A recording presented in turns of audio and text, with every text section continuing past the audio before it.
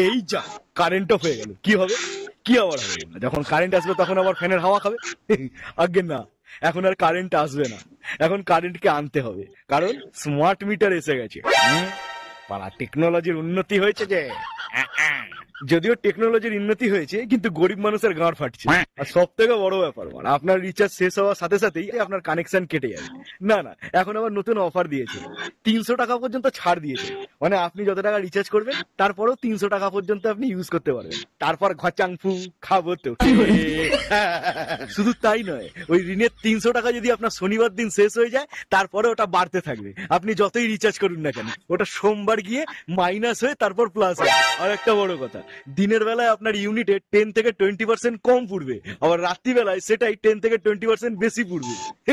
মানে রাত্রিবেলা ভালো মতো টেকনোলজি দিয়ে। আগে তো পেছন মেরেই দিচ্ছিল, এখন সামনে পর্যন্ত মেরে দিচ্ছে। কারুর আবার দিনে 97 টাকা কেটে নিয়েছে, আবার কারুর এক সপ্তাহে 900 টাকা বিল এসছে। তবে এবার এই স্মার্ট মিটার মারা ভিখারি করে ছাড়বে এটা বুঝতে পারছি। ওই টেকনোলজি ইঞ্জিনিয়ারদের কাছে একটা রিকোয়েস্ট, ওই কারেন্ট চলে যাওয়ার পর 1 ঘন্টার জন্য যে বাল্বগুলো তৈরি করেছে ওটার টাইমটা একটু বাড়ান না।